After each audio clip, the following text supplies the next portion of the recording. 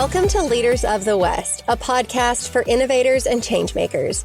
I'm your host, Jessie Jarvis, the founder of the West, and I'm sitting down with agriculturalists, entrepreneurs, executives, and everyone in between with the goal of digging into the strategies, mindsets, and lessons that have been crucial to the success of ag and Western. Whether you're carrying on the next generation of your family's operation, starting something from scratch, or determined to climb up the leadership ladder, we're going to inspire you to continue to dream big, growing not just you, but the future of agriculture and Western as a whole. Let's go.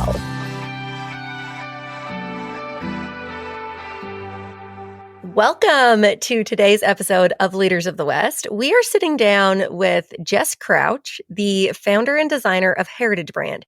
Heritage Brand started out as a tack company and has transitioned over to now it is a handbag company. You guys are probably familiar with Heritage Brand. They have incredibly beautiful pieces. They are a very high, like a luxury Western handbag. But that's not what we're going to talk about today. We are going to talk about how Heritage Brand was born and how it has transitioned as a business from where it began to where it is now. But the big meat of today's conversation is actually going to be about setting up an event. So Jess made a TikTok video back in probably December or January talking about the expenses behind setting up at NFR. NFR is now the only show that they do. They started out only doing road shows, and now they have transitioned to where they only set up once a year at NFR. She's done that for years, but she talks about all of the expenses that go into that because it is something that is top of mind for a lot of people who are retailers. But I am going to say, even if you are somebody who maybe you're a retailer and you have no intention of setting up at NFR, there is still so much valuable content in this conversation because the premise, the foundation of this conversation applies to setting up at any event. If you are a direct beef company and you are going to set up at a farmer's market sometime this summer, this is still a really great conversation for you to listen to. Maybe you want to set up at Pendleton Round-Up or at Houston in February or March. This is still a really great conversation. So don't get lost in the weeds of, oh, I'm never going to set up at NFR. This conversation does not apply to me. And it also really goes into the importance of setting your foundation and your expectations and really doing the work ahead of time, because it doesn't matter what event you set up at. If you're not doing the work ahead of time to ensure that you're doing a great job of marketing, it's probably not going to be that successful for you. So I'm really excited to talk to Jess today about that and let you guys into just how Heritage Brand was built, how it has came to be, and then give you some of those just in-depth tips and strategies if you are going to set up at an event in the future. So I hope you guys enjoy today's conversation as much as I did. And as always, let us know your thoughts. But here we are, the one and only Jess Crouch. I am so excited to have you on today's episode. So let's kick things off by having you tell us a little bit about where you're from, your upbringing, how you got into design, and the story behind Heritage Brand. Oh, thank you, Jessie. I appreciate you having me on. This is going to be fun. So I am from Washington State, Vancouver, Washington, kind of by Portland. Don't judge me for that. I've been living in Bend, Central Oregon for over 20 years. I am not a designer or associated with fashion in any way by trade. So I went to school to be a teacher. And that's what I did when we first moved to Central Oregon. My family is very farming and just blue collar, hardworking, salt of the earth people.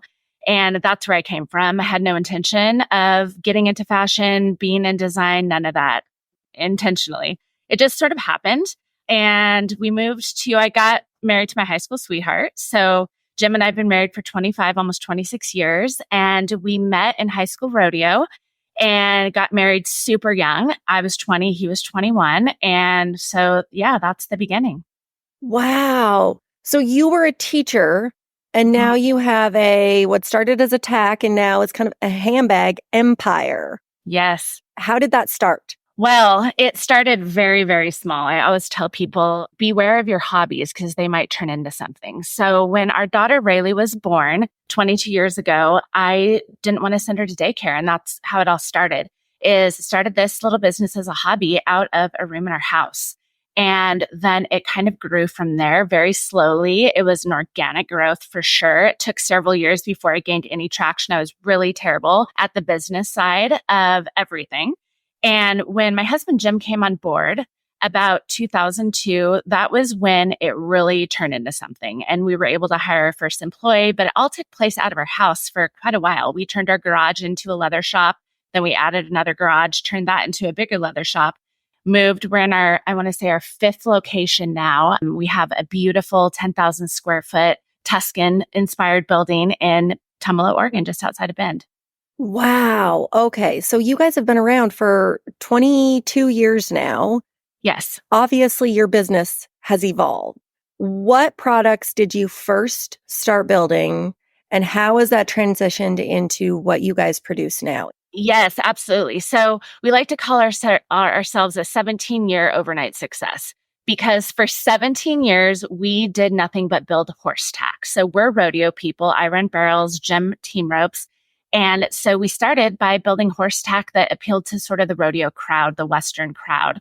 And like I said, I was really bad at business. So it took a while for it to take off. It's kind of always been at the forefront of being, I would call it ostentatious and sort of blaringly loud in our designs. And it was not well received initially. We were laughed at, to tell you the truth. So when we came into the scene with the horse tack, it was back when everything was rawhide braided and very plain. There was maybe some sterling conchos or buckles or something, but we brought the crystals to the scene and we brought the bling to the scene before it was okay to be that way.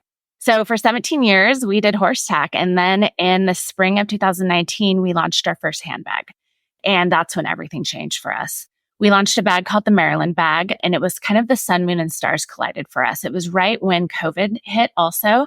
And so within 6 months of launching the handbag, we were basically a handbag company and no longer doing much tack of any sort because she had gone so viral.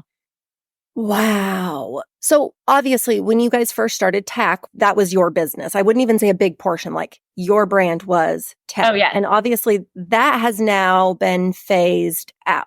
What led to that decision, and how did you know that that was a right move in your business? And the reason that I ask that is there are probably a lot of people out there who you start with, your first product, and now we know so many businesses have evolved and their first product is not even what they were. Like Amazon was a bookstore. Yes. Amazon is a bookstore and a whole lot more now. So how did you guys make that decision to move with the Maryland and all the other bags that you guys have now produced and kind of put tack on, I don't want to say the back burner, but just it's gone. Move around that? No, we officially killed horse tack last month. So I'm still a little emotional about it, to tell you the truth, because it is how we started. It's kind of our origin. For sure. But to tell you the truth, it took about 2 years to make the final decision. We were doing less and less tack. And this last year, I think we did maybe 25 sets. We took them to the NFR. And so not much at all. And I think the reason ultimately that we phased out horse tack and decided to make that announcement and to have our last collection was because I firmly believe that creativity is a muscle. So you have to exercise it all the time in order for it to grow, in order for it to evolve, in order for you to keep improving, stay at the forefront, yada, yada, all the things. And because we are doing so little of it, honestly, I feel like our designs were starting to suffer a little bit. And because we weren't focusing on it, it just wasn't something that I felt that we needed to continue doing. That makes a lot of sense. Okay. So let's talk about the fact that you're still kind of struggling with that internally a little bit. Mm-hmm. Yes, ma'am. Not on the business side of things, but on the this was my baby. This is where things started. And now we're not doing that anymore. Yes. Talk about that. Oh, that's rough. That's really hard, actually. It was really hard looking in my tack room last night because the tack sets that are there are the last ones that we'll be doing unless I want to crack it out and do it myself after hours, which likely will not happen. But yeah, it's very personal to me because we did start this brand, in a room and in my house and hand cutting things out and doing things one at a time and scraping by, making no money. And it's just like, you look back and it's like looking at your child taking their first steps and then, you ship them off to college and they're on their own or something. I don't know. It's probably a bad analogy, but yeah, no, that's my history right there. So closing the door on that chapter has been hard. But there's so much truth to needing to do that for the purpose of evolution. Like there are very few businesses out there who have been around for years and years and years and still have the first product that they ever developed. I mean, maybe Speed Queen washing machines because the washing machine is still like the 1950s model and that's why it works so well when all other washing machines don't. But there's not really many brands who are able to have that. So it kind of makes sense, but that doesn't mean that it's an easy decision. Correct. Yeah, I completely agree with you. It took, like I said, a couple of years for me to get on board with knowing that it was the right decision. Sometimes, business and personal, they don't always align. So it was the right decision for the business, but I still do have some regrets personally.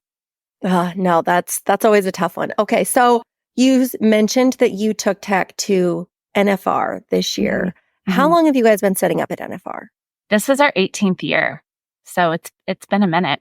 And let's talk about some of the, again, evolution. I have a feeling that's going to be a big theme for this episode, but just how going to NFR setting up, how has that changed in the last almost 20 years?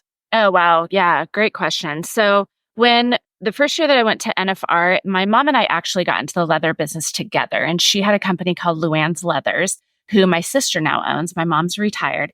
And so, for the first several years of the tax situation, we both functioned under the name Luann's Leathers and set up at NFR together. And so, it's always been a family affair in this business for sure. But, I remember we were at the Sands, which is no longer, it was at the Sands Expo. It was called Country Christmas, and they've moved. Yes. Yeah. And it was, you would take days to drive down there. And like I said, it was an entire family situation. And we did it on the as cheap as we possibly could barely scrape the money together for the booth space.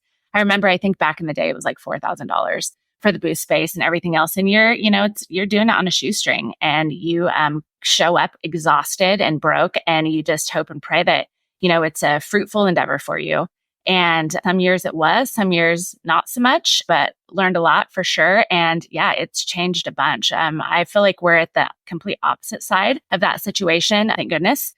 But yeah, NFR has changed over the years a ton. Now we're at Cowboy Christmas, so just right down the road. Yeah, it has changed because as somebody who has been going to NFR for years and years and years, I feel like social media has definitely changed the game because it has given people access to shopping throughout the year. Whereas when I first started going to NFR, part of why you loved it is because if you were somebody like me who lived in the middle of nowhere, in a very rural area, you were then immersed in all the stuff that you never got to see outside of that one time of year, which now with Instagram and Facebook, which are so wonderful because companies can market 24/7, 365, it's very different because now I feel like sometimes you can go and you feel like you've seen everything before because you have seen it because you're consuming it on your phone versus before online marketing was really a thing. How has that changed the game? Yeah, you're absolutely correct. So I would say for us, at least, the big benefit of going to the NFR, because we have a brick and mortar here in Tumalo in Bend, Oregon.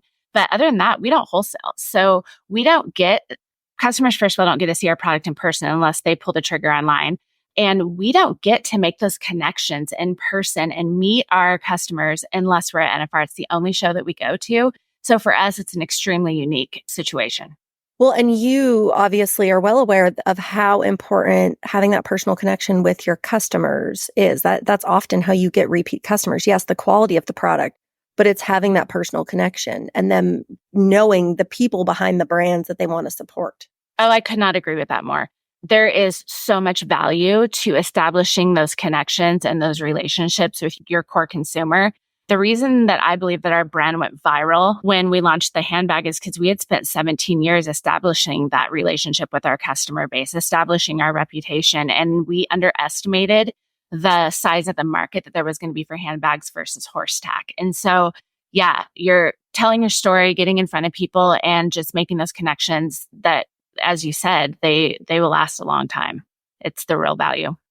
So let's talk about some strategy there. If somebody listening is thinking, I think I'm doing a good job with building connection and relationships, but maybe they're a little bit unsure, or maybe it's somebody who has a brand new business and they think, man, that's another thing I've got to add to my plate. What are some good ways that you have found that you have built strong relationships with your customers?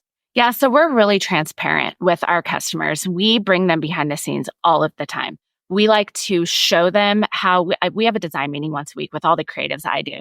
And we will actually do live videos in our design meetings and just peel back the onion and show them where we're going, how we're coming up with these designs. The ones that are failing, we have graveyard bags that I cut because they just don't meet par when it comes to design.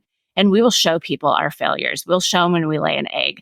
And we also just take them on the journey with us. So I go over to Milan once a year to hand pick leathers from at the world's largest leather show. And we will do a bunch of content and just bring our customers with us on the journey and, the good, the bad, the ugly. And I think just allowing, like exposing yourself and allowing people to feel like they are a part of what you're building and who you are, I think that is essential. I just want to make a note that 18 years ago, you were building things at your kitchen table, and now you are going to Milan once a year to pick out leathers for your business. Oh, Jessie, I pinch myself every single day, girl. You have no idea. So Lainey Wilson actually carried our bag on Yellowstone. And when I was watching that episode, I literally was having an out-of-body experience. Like, how did I get here? Yeah. And every time we fly over to Europe, there's just so many things that have happened, especially the last 5 years, that if you would have asked, the 22-year-old myself, if that would ever be a possibility, I would have laughed. No way. So life is good. Oh, 22-year-old you thinking, I just don't want to send my kid to daycare. I'm going to go from teaching to trying my hand at leather. And now look at what you have built. And I guess for those listening, the takeaway from that is just keep going. Like, we all start somewhere. You don't know what you don't know. And in order to learn it, you have to do. So just keep going. Yeah, just keep showing up. I think there is some real value to that. You're going to fail. You're going to fail 1,000 times, but every time you fail, it's just one more thing you shouldn't do again. So yeah, just keep showing up. Okay. Well, I do want to jump back to NFR real quick because earlier in the year, you posted a TikTok video of the details, including the cost behind setting up a booth at NFR, and it went viral. And I know a lot of our listeners are going to have Western lifestyle retail businesses and have probably considered setting up an NFR or any kind of large show, because I think that even if the details aren't, I'm going to set up in Las Vegas during the finals, this can apply to Houston, to, setting up a Pendleton, to anything that is bigger than what you're normally doing. And I do want to preface this by saying this is your experience, and every person who has a booth, there are hundreds of them. There are hundreds of different experiences. So if somebody's listening, just take this for what it is. We're not telling you what to do one way or the other, but let's kick that off. Let's talk about the expenses, because they are a huge factor. And that is something that you were really transparent about in that video. Yeah. So I had never heard anybody do this before. And I thought this would be interesting because I don't think most people really understand the investment that these vendors are making going down there. And we're doing it much different than we did when we first started. And we're in a different position. But yeah, I can completely break it down for you and let you know what it costs. And we did do this on TikTok. It hit, I think, a lot of nerves because we got a lot of feedback on this one, the good, the bad, and the ugly. But okay, here we go. So we have a 10 by 30 space at Cowboy Christmas, which is the biggest and the best retail venue down in NFR. I don't care who you are. It's a fact. And we have a 10 by 30 booth. Our booth itself costs over $8,000. It's like $8,200. And then on top of that, we are a major sponsor. And really the value to us in being a major sponsor is our booth location. So we are in the center of the show on the red carpet. So the highest visibility possible. There's some other, things and assets that you get by being a major sponsor. But for us, it's the location that we're paying for. And that costs over $40,000. It's $40,000 something and change. And then we fly down a bunch of our girls that work for us, our artisans that are in production on the daily. We fly them down. We put them up in a cool Airbnb. We try to get them one that has maybe like a pool or a hot tub, depending on the year. And then we also give them a clothing allowance. So for every day that they work the booth, they get $100, which doesn't sound like much, but some of the girls are down there for 10 days and they don't work all 10 days, but they get a clothing allowance for every day that they're down there. And so all of that is like $5,000. So the transportation, the everything. And then we also have wages involved, obviously. And some people just have their friends come down and help, or family or whatever, but we can't do that. We're just too big. And so we this year had 6 girls that flew down. Not all of them were there at the same time. Some rotated in and out. But in total, with overtime and everything, it was like $8,500. Then, of course, we transport them around. So our Ubers are probably about $1,000, depending on the year. There's per diem. I think they get $65 or $70 a day. That's just a bonus. It's not required, but it helps them out. They can enjoy being down there. And then, we do all sorts of things for our business specifically. So we do giveaways while we're down there. We take people out to dinner. We do just a bunch of miscellaneous things to kind of elevate the experience and kind of, bonus things. And we're looking at, on the average year, about $15,000 that we invest in that. And so all in with our housing, because Jim and I stay next door to Cowboy Christmas, just in a hotel, we're looking at like 10 grand just in housing between the girls and ourselves.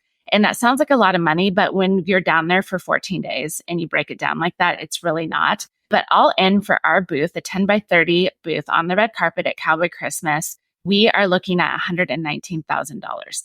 It was hard for me when I broke it down. I do not do the finances in our business. I like to make the pretty things. Jim likes to put the price tag on them. And so for when I broke it down and I said, I need this in black and white, because I think people really would like to hear this and be curious about it.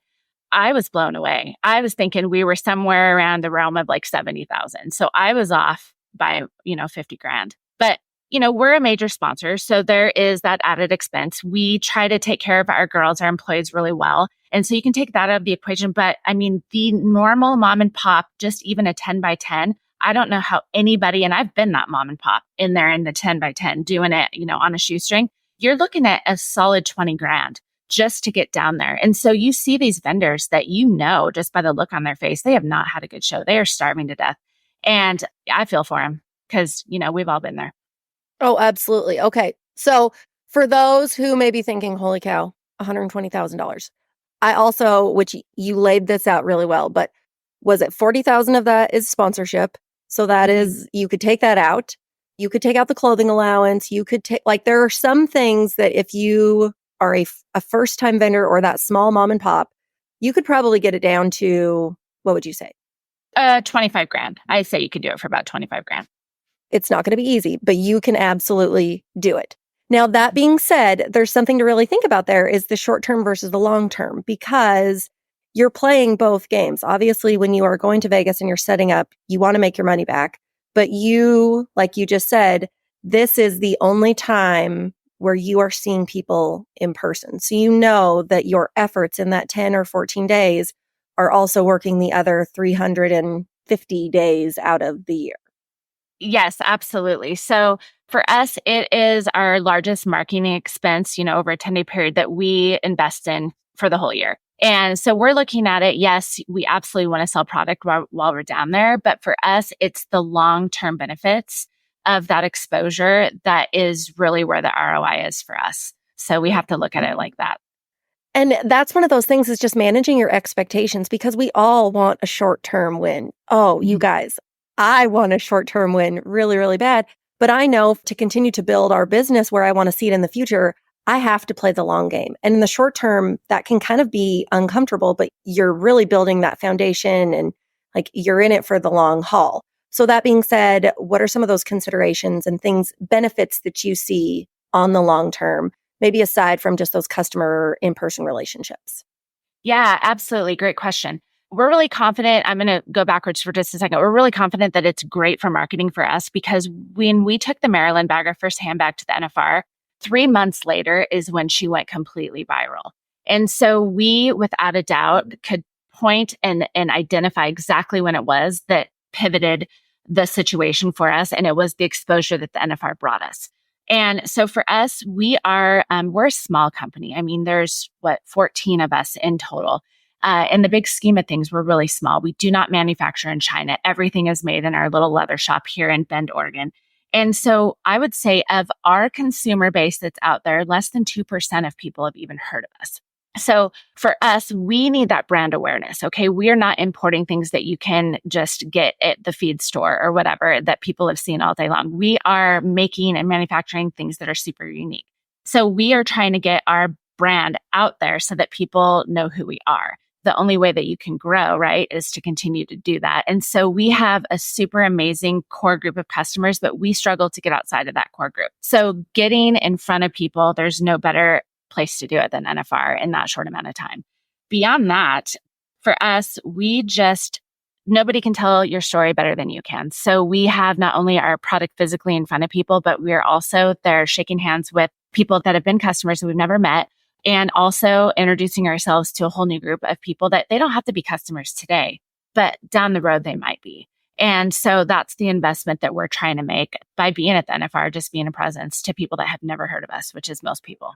And the other thing that I think is probably really advantageous is that people are able to see the product in person, because your product is an investment piece. So it can potentially be something that if somebody's going to make that decision solely online, that could be a difficult decision for somebody. But when they're able to see it in person and they can see, yes, the quality, it tracks, like the people are great, the product is beautiful, it is everything that they thought it was going to be, it's a lot easier for them, I would imagine, to make that decision.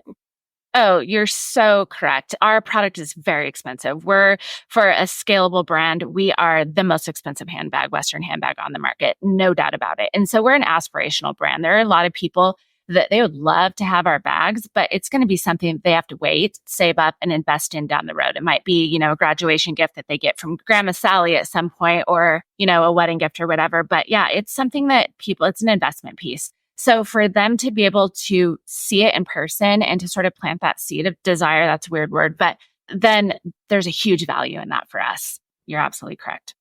So one thing that I know is that when it comes to NFR, if you have a good show, it's typically because you have done the work ahead of time. Like, yes, the 10, 14 days matters, but it is all the months leading up to it that you've put in preparation, whether that is building product, whether that is marketing. Like, the work that you do ahead of time really sets the tone for how things are going to go if you prepare in all the right ways. So what are some things that you do to prepare when it comes to product building or marketing ahead of time to ensure that you are going to have a good show? Yeah, that's a great question. So for us, inventory is a huge issue. So we have to make sure that not only are we bringing enough product to NFR, but that we are staging it correctly, meaning that we don't just throw all of our inventory out the very first day. We are making sure that we have enough to last the entire show. The ahead of time stuff is we always make sure that when we go to NFR, we are bringing something not only for our established customer, but for the people that have never heard of us. So we do NFR edition bags, and those are geared and targeted towards our current customer base that already have maybe a great collection of bags, but they're looking for something a little bit different. So we do elevated elements on them this year, and we called it the year of the Bronc. And so we had a lot of bags that had bucking horses on them in the tooling and whatnot, and those were super popular. And then we always try to think outside of the box and do something different. So this year for NFR, to kind of create a buzz, you want something that people are going to talk about, right? You need that thing that is different and unique that gets people's attention. So we did a secret room in our booth this year. It was a 10 by 30 booth, which is not a big booth. And we did a secret room called The Box. And the name came, like the rope and box, right?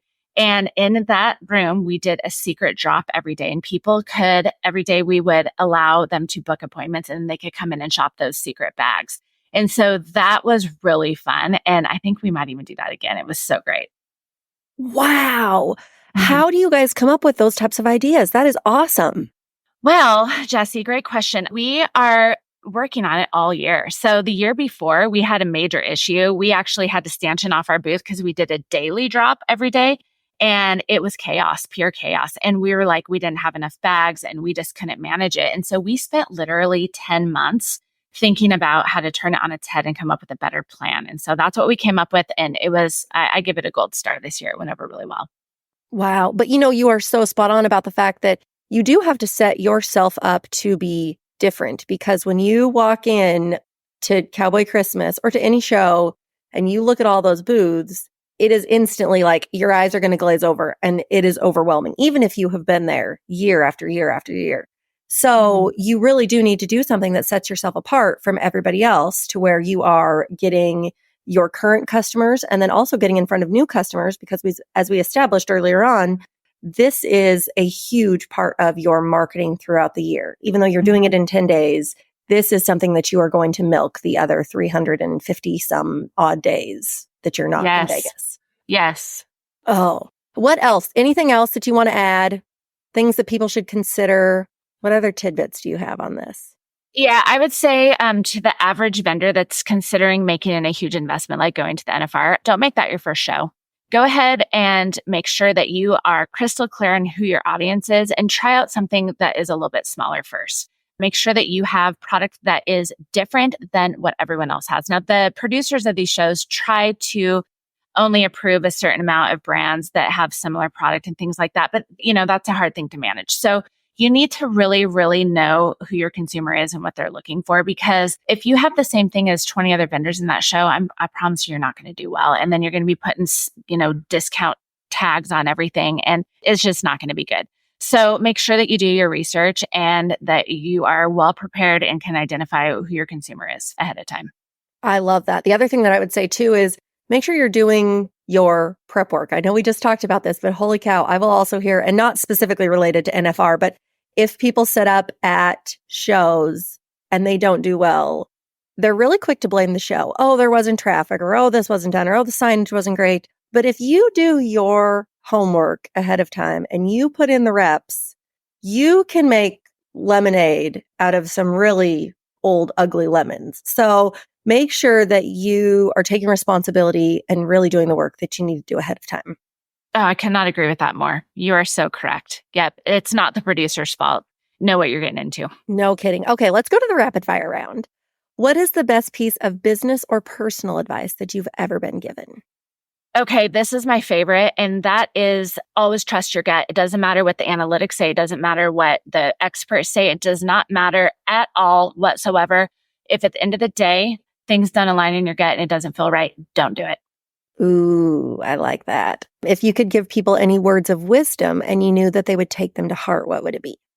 Oh, this is so hard for me. Delegate. If you have somebody on your team that can do it 80% as well as you can, you need to hand it over to them because you cannot do it all without burning out. You cannot do it all without burning out. I want to repeat that for everybody listening because, man, it's hard to delegate, but you truly cannot do it all. Mm-hmm. If you could go to dinner with anybody dead or alive, who would you pick? Oh, man. Does everyone not say this one? Jesus? I got some questions for that guy. Yeah, we've had people say Jesus before. Oh, yeah. That seems so obvious. Yeah. What is one quote that you lead your life by? Well done is better than well said. Yes. Okay. And then the last one, let's talk about your favorite things. Do you have a favorite book, podcast, program, service, some kind of life hack that has changed your life in some way that you want to share? Yeah, I would say the book that has definitely influenced me the most, especially when it comes to design marketing, the business that we're in, there's a book called The Purple Cow, and it's by Seth Godin. And that book revolutionized the way that I think about business and marketing and product design. And I go back to it every year and read it again. It's amazing. Okay, The Purple Cow. I wrote that down, and I'm going to write that down in the show notes so that those of you who want to go find that, it can be easily found. Jess, thank you so much for today. This was awesome. I know you enlightened a lot of people as far as just general business, and especially when it comes to going to shows. Thank you so much. Where can people find you and Heritage Brand? Yeah, so we are on all the social platforms, obviously, Facebook, TikTok, Instagram, and then our website is heritagebrand.com. Awesome. Okay, well, thank you guys for hanging out with us today, Jess and Jess. We should have called this the Jess Show. I feel like we missed a good opportunity there, but thank you so much. And as always, you guys, we will see you back here next week.